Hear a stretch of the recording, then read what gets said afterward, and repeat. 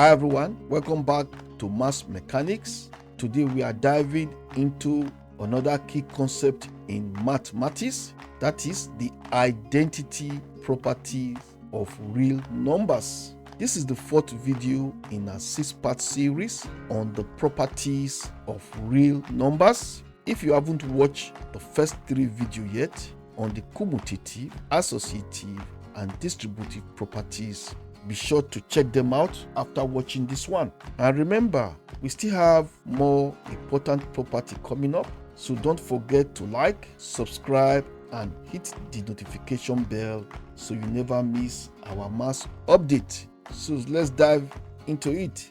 What is the identity property all about? The identity property tells us that there are special numbers.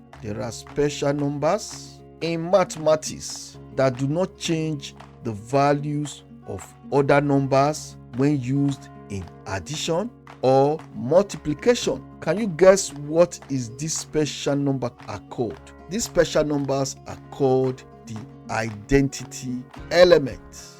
There are 2 types of identity element. One is the additive identity and 2 is the multiplicative identity. The additive identity says that adding 0 to any real number leave it unchanged. That is, it remains the same. And mathematically, it can be expressed, as you can see, as a plus 0 is equals to a, or if we change the order to be 0 plus a, our final answer remains as a. So as you can see, 0 is our additive identity because it leaves our final answer to remain the same. For example, if we have 6 plus 0, our final answer will be what? 6. So 0 in this case is our additive identity. We have another example. Say 0 plus 14. Our final answer is what? 14. So 0 in this case is called the additive identity because what? It keeps the number the same when added. Now, let's look at the multiplicative identity. The multiplicative identity says that multiplying any real number by 1, keep it unchanged or leave it the same. Mathematically, as you can see, it can be expressed mathematically as a multiplied by 1. We end up having what? Same, or 1 multiplied by a is equals to what? A. As you can see, 1 in this case is the multiplicative identity. For example, if we have 7 multiplied by 1, we end up having 7 multiplied by 1 is 7. 1 in this case is called the multiplicative identity. If I change the order to be 1 multiplied by 7, we still end up having 7 as our final answer. So 1 is our multiplicative identity. Please note also that I always use dot to represent my multiplication operations. Instead of using the cross sign, I always prefer to use the dot as my multiplication. My multiplication and dot is the same. Please take note.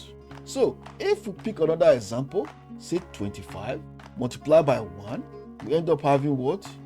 25. If we change the order to be 1 multiplied by 25, our answer remains the same as 25.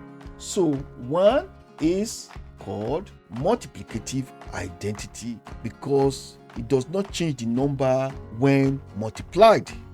Now, what are the common misconceptions about identity property? You see, as we've seen in our previous example, that identity property only applies to addition and multiplication.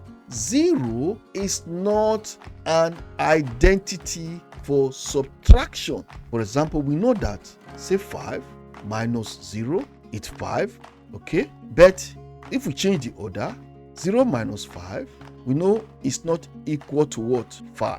So 0 is not an identity for subtraction. Also, 1 is not an identity for division. For example, let's take an example. 6 divided by 1, we know is what? 6. Okay, but 1 divided by 6, as we all know, is not equal to 6. So 1 is not an identity for division. Please take note.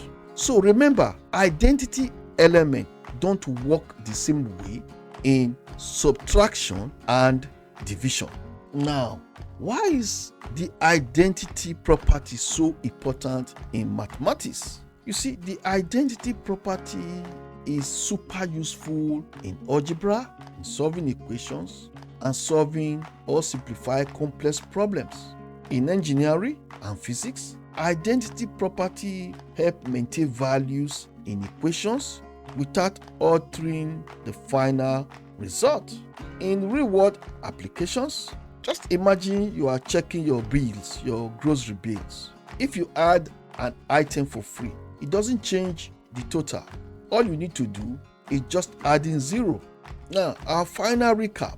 I want you to remember, here is a quick summary that 1, identity, the additive identity is 0, and mathematically it is expressed as a real number a plus 0. We know our final result will still be a. And the multiplicative identity is 1, and it's expressed as a multiply 1. We also give you the final result as a. So remember that identity properties makes calculation easier and are essential for solving algebraic expression. So thank you for tuning in, and if you find this video helpful, give it a thumb up and share it with your friends, and drop a comment below if you have any question or you want more examples. And don't forget to subscribe to Maths Mechanics for more awesome maths video. Next in our series is the inverse properties of real numbers. So stay tuned. Bye.